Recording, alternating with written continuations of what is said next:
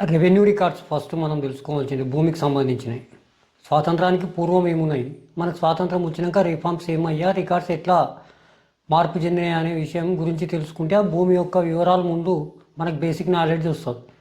మనకు స్టార్టింగ్ నుంచి ఉన్నది ఫస్ట్ మనకు భూమి బ్రిటిష్ ప్రభుత్వంలో ఉన్నప్పుడు కానీ నిజాం ప్రభుత్వంలో ఉన్నప్పుడు కానీ వచ్చేది ఏంటంటే ఫస్ట్ రికార్డు సేత్వార్, దాని తర్వాత కాస్రా పాని, చెస్సాల, కంటిన్యూషన్ పానీలు. సేత్వార్ అంటే ఫస్ట్ తయారు చేసేటప్పుడు సేత్వార్ ఆ సర్వే నంబరు ఎంత ఎంత ఏరియా అనే దాన్ని ఫస్ట్ ఐడెంటిఫై చేసారు వాళ్ళు. దాన్ని కొలిచి దానికి డైమెన్షన్స్ ఏమున్నాయి, దాని కొలతలు ఎట్లెట్లున్నాయి అవన్నీ రాసి పెట్టారు. దాన్ని సేత్వార్ అంటారు. అప్పుడు ఆ భూమికి పట్టాదారు ఎవరికి ఇచ్చారు, ఆ ఓనర్షిప్ ఎవరున్నారు, ఆ భూమిలో అనుభవదారు ఎవరున్నారు అనే దాని గురించి సేత్వార్లో ఫుల్ డీటెయిల్స్ ఉంటాయి. ఆ భూమికి సంబంధించిన మొట్టమొదటి రికార్డే సేత్వార్ మన తెలంగాణలో.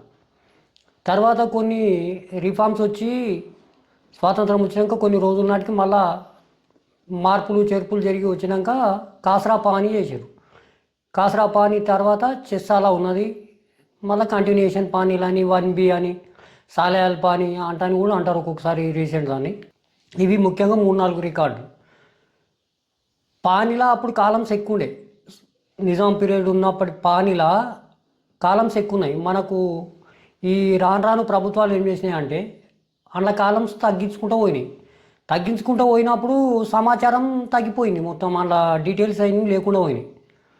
ఫస్ట్ పానీలా ఏమేమి ఉంటుండే అంటే పానీ 3 రకాలుగా ఉంటుంది. ఫస్ట్ సర్వే సెటిల్మెంట్, దానిలో సీరియల్ నెంబర్ కాడికి వెళ్ళి షురూ చేస్తే ఫస్ట్ సర్వే నెంబర్ ఉంటుంది. సర్వే నెంబర్లో పూర్తి విస్తీర్ణం ఎంత, టోటల్ ఎక్స్టెంట్, ఆ సర్వే నెంబర్ టోటల్ ఎక్స్టెంట్ ఎంత, అందులో అగ్రికల్చర్కు పనికొచ్చేది ఎంత, ఏమైనా కొంచెం వాగులు అటువంటి ఏమైనా రాళ్లతో కూడుకున్నటువంటి అంశుబంధాలు ఏమైనా ఉంటే వాటిని ఫుడ్ ఖరాబ్ అని లేకపోతే వ్యవసాయానికి పనికిరాని భూమి అని మెన్షన్ చేశారు స్పెసిఫిక్గా. ఒక 10 ఎకరాలు ఉన్నదనుకో ఒక సర్వే నెంబర్, అందులో ఒక 6 ఎకరం వ్యవసాయానికి పనికి రాకపోతే అది ఫుడ్ ఖరాబ్, వ్యవసాయానికి పనికిరాని భూమి అని రాసి మళ్ళీ టోటల్ ఎక్స్టెంట్ దీన్ని డివైడ్ చేసి చూపించి టోటల్లో మాత్రమే యాజ్ ఇస్ 10-10 చూపించారు అనమాట. అది ఫస్ట్ పార్ట్. దానికి మళ్ళీ సబ్ నంబర్లు ఉన్నాయి. అందులో ఇప్పుడు తండ్రికి వెళ్ళి కొడుకు కానీ అన్నదమ్ములు డివైడ్ అయినప్పుడు దాన్ని షేర్ తీసుకున్నప్పుడు ఏం చేసినా అంటే వాటికి సబ్ నంబర్ అలాట్ అవుతాయి, సబ్ నంబర్స్ ఉంటాయి. ఆ సబ్ నంబర్లు కూడా ఎక్స్టెంట్ ఎవరికి ఎంత అనేది కూడా పానీలా ఫస్ట్ పార్ట్లోనే ఉంటుంది. ఇక సెకండ్ పార్ట్కి వచ్చేసరికి పట్టాదారు, ఆ భూమికి ఓనర్ ఎవరు, పట్టాదారు ఎవరు, అనుభవదారు ఎవరు, ఆ పట్టదారు ఎంత ఎక్స్టెంట్లో అనుభవంలో ఉన్నాడు, ఆయన ఎంత చేస్తున్నాడు, రిమైనింగ్ ఇంకేమన్నా ఉన్నదా, అటువంటి వివరాలు అందులో ఉంటాయి. మళ్ళీ దానికి దానికి ఏమన్నా ట్యాక్స్ ఉన్నదా, ఇప్పుడే పూర్వకాలం సంది ఉన్న ట్యాక్స్ ఇప్పటికి కూడా దాన్ని అట్లనే కంటిన్యూషన్లో చూపిస్తూనే ఉన్నారు. ఇప్పుడు లేదు, రద్దు చేసారు, ట్యాక్సులు రద్దు చేసారు.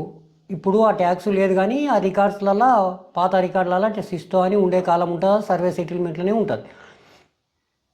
ఆ శిస్తు కూడా 2 రకాలుగా ఉంటుంది. డ్రై ల్యాండ్కి ఒక రకంగా, ఇరిగేటెడ్ అంటే పార్కం అంటే ముఖ్యంగా గవర్నమెంట్ సోర్సెస్ ద్వారా ఉన్నదాన్ని ఇరిగేటెడ్ ల్యాండ్ అంటారండి. చెరువులు ముఖ్యంగా మనకు మెయిన్ సోర్సెస్ అంటే చెరువులే ఉండేది. అప్పటి నిజాం ప్రభుత్వంలో అనేక రకాల చెరువులు ఉన్నాయి. ప్రతి గ్రామానికి కూడా ఇప్పటికి కూడా 1-2 కనిపిస్తాయి. వాటి ద్వారా పార్కం అయితేనే దాన్ని తరియా అనేది ఉంటుంది. దానికి సపరేట్ ట్యాక్స్ తీసుకునేటోళ్ళు, ఎక్కువ మొత్తంలో తీసుకునేటోళ్ళు సపరేట్గా తీసుకునేటోళ్ళు. డ్రై ల్యాండ్ అంటే తక్కువ ఉంటుంది కాబట్టి ట్యాక్స్ వసూలు చేసే పద్ధతి, ఎన్ని ఎకరాలకు తీసుకున్నాం అనేది కూడా వాళ్ళు రికార్డులలో మెయింటైన్ చేశారు. ఇది సర్వే సెటిల్మెంట్. రెండోది పట్టాదారు వివరాలు మొత్తం అవి.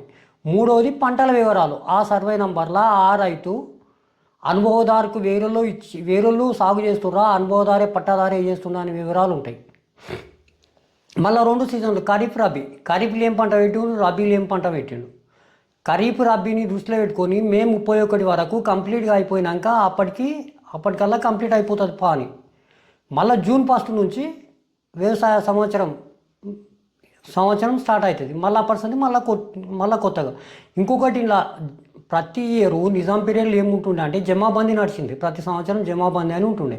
జమాబందీ ఏముంటుంది అంటే జూన్ 1 నుంచి మే 31 వరకు గ్రామాలలో జరిగిన మార్పులు చేర్పులు, పట్టాదారులు కాలం చేయడం కానీ, లేకపోతే గిఫ్ట్లు చేసుకోవడం కానీ, అమ్మకాలు కొనుగోలు జరగడం కానీ, ఇవన్నీ ఒకటేసారి ఇవన్నిటిని క్రోడీకరించి జమాబందీ అనే ఒక ప్రోగ్రాం పెట్టి విలేజ్లకు వచ్చి అయ్యా పలానా పట్టదారు ఉన్నాడు, ఆయన లేడు, ఇప్పుడు వాళ్ళు దరఖాస్తు చేసుకుంటారు. ఎందుకంటే స్థానికంగా అప్పుడు పటవారీలు ఉండేటోళ్ళు.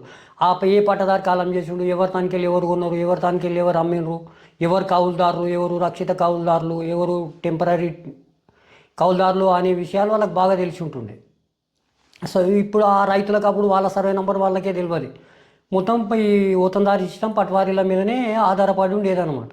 వాళ్ళు అప్పుడు ఇయర్ ఎండింగ్లో జమాబందీ నడిచేటప్పుడు ఆయా పలానా ఆయన పట్టదారు ఎక్స్పైర్డ్ అయిండు, ఆయనకి 2 కొడుకులు, ఇగో వీళ్ళిద్దరికి షరింత రావాలి, 4 ఎకరాలు ఉన్నది, 2 ఎకరాలు చేస్తున్నాము, అది పావతి ద్వారా చేస్తున్నామా, ఎట్లా చేస్తున్నాము అనేది తహసీల్దార్, అప్పుడు తహసీల్దార్ అని పిలిచేది తహసీల్ వ్యవస్థ ఉండేది. మధ్యలో మళ్ళీ ఇప్పుడు స్వర్గీయ ఎన్టీ రామారావు గారు వచ్చినప్పుడు మండలిక వ్యవస్థ తెచ్చిండు. మండలాలు ప్రజా సౌలభ్యం కోరానికి మండలిక వికేంద్రీకరణ జరగాలి, అధికార వికేంద్రీకరణ జరగాలి అనే ఉద్దేశంతో తెచ్చిండు. ఇప్పుడు మండలాలు ఎక్కువైనాయి కాబట్టి తహసీల్దార్ అప్పుడు ఎంఆర్ఓలు కూడా ఎక్కువనే అయ్యిండ్రు, స్టాఫ్ కూడా పెరిగింది.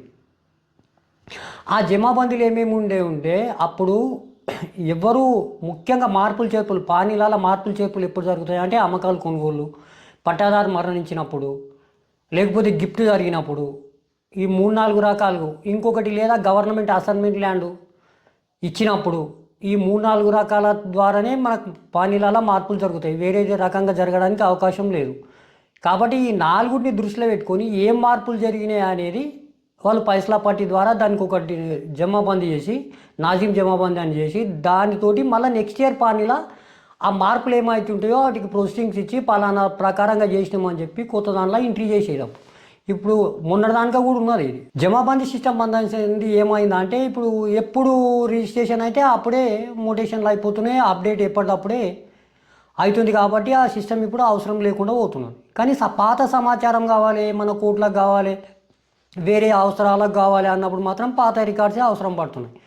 ఇప్పుడు చెరువులు, కుంటలు ఏడున్నాయి, ఏ సర్వే నెంబర్లు ఉన్నాయి, ఎంత విస్తీర్ణంలు ఉన్నాయి అనేది కూడా అందులోనే రికార్డు. లాస్ట్కు ప్రతి పానీలా అబ్స్ట్రాక్ట్ అని రాసిండ్రు అప్పుడు పాత పానీలలో.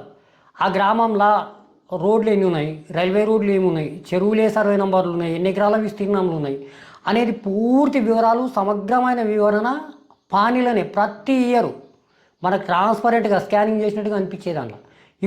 ఇప్పుడు ఉన్న లేటెస్ట్ పానీలలో అవన్నీ ఏం లేవు. అవన్నీ కావాలంటే మళ్ళీ మనం వెనకట్టుకోవాల్సిందే. దాని పూర్వపరాలు తెలుసుకున్నారంటే పాత రికార్డును మనం వెతుకోవాల్సిందే. ఇంకొకటి, ఈ పానీ ఎట్లుంటుంది అంటే సర్వే నెంబర్ వైజ్గా ఉంటుంది. ఒక సర్వే నెంబర్లో డిఫరెంట్ క్యాస్టులు, డిఫరెంట్ రైతులు ఎవరైనా ఉండండి, సర్వే నెంబర్లో ఎవరు ఉంటే వాళ్ళ పేర్లే ఉంటాయి. ఆ సర్వే నెంబర్లో పట్టదారులు, అనుభవదారులు వాళ్ళ ఉంటాయి. 1B రికార్డ్ అని ఉంటుంది. 1B రికార్డులకు సర్వే నెంబర్తో సంబంధం లేదు, రైతు వారి ఉంటుంది అది. ఇప్పుడు పలానా రామయ్య పట్టదారు ఉంటాడు, ఆ రామయ్యకు ఆ రెవెన్యూ విలేజ్లో ఎన్ని సర్వే నెంబర్లలో భూమి ఉన్నా అది ఒకటే పేపర్లో కనిపిస్తుంది. దాన్ని మనం 1B అంటాం. ఇదేమో సర్వే నెంబర్ వైజ్గా ఉంటుంది, అదేమో పట్టదారు వైజ్గా ఉంటుంది. జమాబందీ జరిగే పద్ధతి ఏంటంటే స్థానిక తహసీల్దార్ మొదలుకొని కలెక్టర్ వరకు అందులో ఇన్వాల్వ్మెంట్ ఉంటుంది. ర్యాండమ్గా కొన్ని తీసుకొని తహసీల్దార్ మేజర్గా ఎక్కువ చేస్తాడు, ఆ తర్వాత ఆర్డీఓ చేస్తాడు, ఆర్డీఓ కొన్ని చేసినాక డిప్యూటీ కలెక్టర్ చేస్తాడు, డిప్యూటీ కలెక్టర్ చేసినాక కలెక్టర్ కూడా కంపల్సరీగా ఆయన విధి, అది డ్యూటీ కాబట్టి ఆయన కూడా చేస్తారు. వీళ్ళందరూ ఎందుకు హైయర్ అథారిటీ చేయవలసి వచ్చిందంటే అన్నీ సక్రమంగా జరుగుతున్నాయా లేదా అనే ఇన్స్పెక్షన్ ఒకటి అయిపోతుంది ఎట్ ఏ టైం. రెండోది ట్రాన్స్పరెన్సీ ఉంటుంది, వాస్తవం. అవన్నీ రికార్డ్ అయ్యి జమాబందీ కంప్లీట్ అయినాకనే ఆ జమాబందీలో చేసిన మార్పులు చేర్పులను నెక్స్ట్ ఇయర్ పానీలా అంటే June 1 నుంచి May 31 వరకు వచ్చే పానీలలో ఇంప్లిమెంట్ చేసి ఏదైతే దానికి స్థానికంగా ప్రొసీడింగ్స్ ఉత్తర్వులు ఇస్తారు. ఇప్పుడు తెలుగులో అంటే ఉత్తర్వులు అండి, ప్రొసీడింగ్ ఇస్తారు. పలానా దానికి వెళ్ళి పలానా దానికి మారింది, దాని ప్రొసీడింగ్ నెంబర్ ఉంటుంది. పలానా అప్లికెంట్ పెట్టుకున్నాడు, ఈయన పలానా ఆయన అమ్మిడు, వీళ్ళ అప్లికేషన్ ప్రకారంగా మేము వెరిఫికేషన్ చేసి దీన్ని పట్టాదారులు మారుస్తున్నాము అనేది, రెవెన్యూ రికార్డులు మారుస్తున్నాము, ఆర్ఓఆర్ మారుస్తున్నాము అని, ఆర్ఓఆర్లో చేంజెస్ వచ్చినాయి అంటే వాళ్ళు ఒక ప్రొసీడింగ్ ఇస్తారు. ఆ రకంగా మారుస్తుంటుంది. ఇప్పుడు మనకు ప్రభుత్వాలు ఒక్కొక్కసారి అసైన్మెంట్ ల్యాండ్ను కూడా ఇస్తుంటాయి.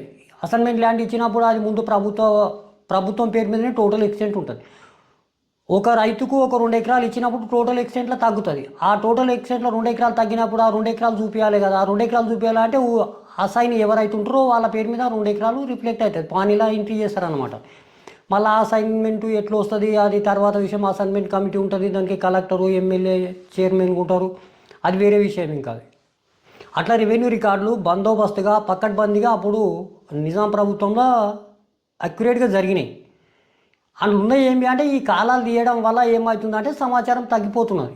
మళ్ళీ వెనుక పోయి పాత సమాచారం తీసుకోవాల్సిన పరిస్థితి ఏర్పడుతుంది. ఇక 1B అంటే రైతువారీగా ఉండేదని 1B అంటాం. ఇంకా కాసరా చెస్సాల అనేటివి కూడా ఉంటాయి. వాటి తర్వాత దాంట్లో చెప్తాం.